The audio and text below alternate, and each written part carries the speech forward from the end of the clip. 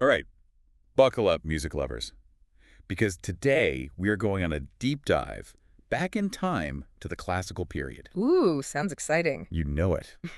And it's not just any old trip to the classical period. We're going head-to-head, Mozart versus Haydn, like a real classical music showdown. I like it. So get ready to explore these two giants and, how they revolutionized music as we know it. It's going to be fun to kind of dig into not just their own brilliance, but how they were both kind of like embodying this whole spirit of their era. Completely. This period of clarity and balance, all that. Yeah, brand new forms and all that. Totally. So let's just set the scene first. Well, Okay, so classical period. We're talking, what, like 1750 to 1820-ish? roughly. Yeah. Okay, and it's like coming out of the shadow of the Baroque period, right? We're talking like Bach and Handel, all that really ornate, complex music.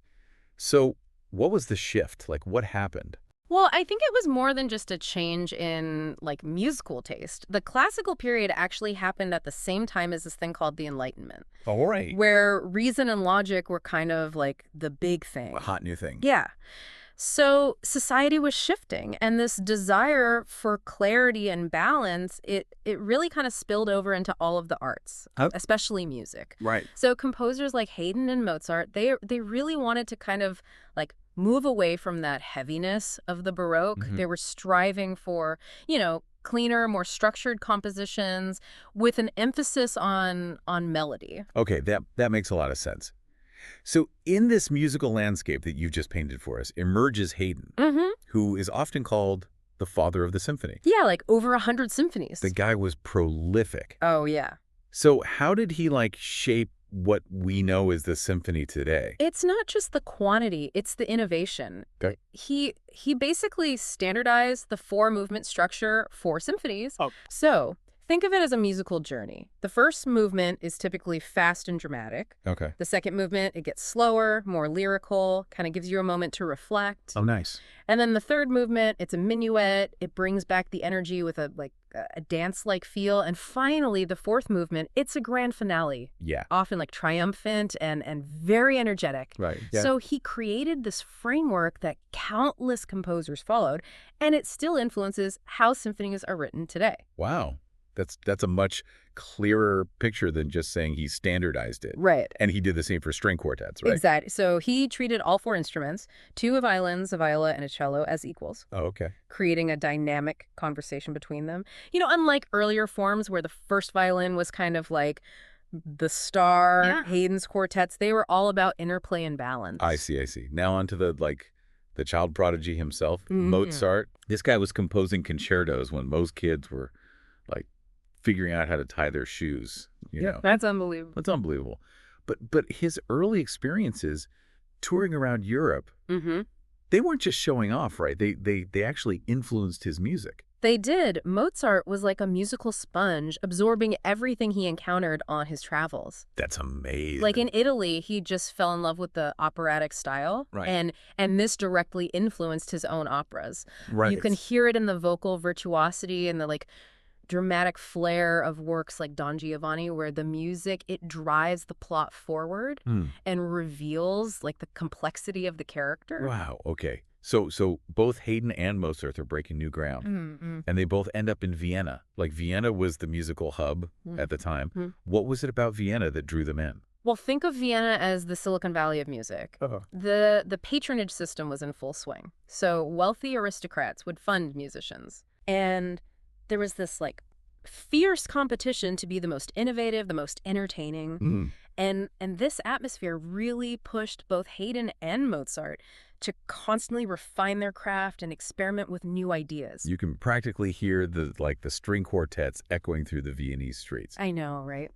But let's not forget that Haydn, he wasn't just composing. He was also mentoring a young Beethoven, Oh, yeah. which is quite a legacy. Yeah, talk about a musical dynasty. Haydn's mentorship of Beethoven is fascinating. It's Yeah. like witnessing the passing of the torch from the classical to the romantic period. Oh, Beethoven took what he learned from Haydn's clarity and structure and injected it with his own passionate and emotionally charged style, I see. which hints at that musical shift to come. Okay, so we've got these two musical titans, Mm-hmm. both in Vienna, both like revolutionizing music. Yeah. But what were their defining characteristics? Yeah. What made them unique? Mhm. It's time for like the real showdown. Mozart versus Haydn, style-wise. All right, bring it on. So this is where their individual brilliance really shines through. Okay. Mozart had a unique knack for like complex harmonies. Uh-huh. His music is full of these like surprising chord progressions and unexpected twists, creating a rich, layered sound. Yeah. Think of Symphony No. 40. Oh, yeah. The emotional depth of those harmonies is just incredible. Yeah. Haydn, on the other hand, he focused on creating clear, memorable melodies. His music is catchy and instantly recognizable, like Right. the Surprise Symphony's second movement. You know the one? You know the one where the sudden, loud chord wakes everyone up? Yeah. So Mozart goes for complexity, Haydn for catchy tunes. I like it. But they were both composing for like a bigger and bolder orchestra than in the Baroque era, right? Yeah, they were, weren't they? Absolutely. So talk about that. Okay, so the classical orchestra, it expanded significantly. New instruments were introduced, like the clarinet. Oh, cool. Which added a whole new dimension of sound. And composers were experimenting with like more dynamic orchestration techniques using different combinations of instruments to create like a wider range of colors and textures. Wow. Think of it like painting with sound. They had a much broader palette to work with. Wow. This has been quite the deep dive. I know, right? We've gone from like the societal shifts of the Enlightenment to the specific innovations of Haydn and Mozart.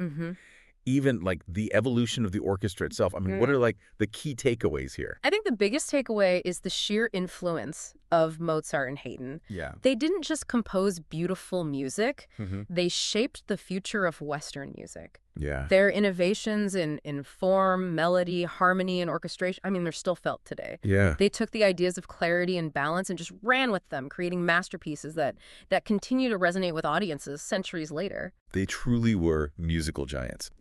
Okay, so here's a final thought for all our listeners out there to ponder. Ooh, I like it. What if Mozart and Haydn, what if they hadn't emerged during this like pivotal period? Would music have evolved in a completely different direction? Something to think about while you explore their incredible music. You might just hear like echoes of the Enlightenment in every note. You probably will. Right. That is it for our deep dive today. Until next time. Yes. See ya. Hi.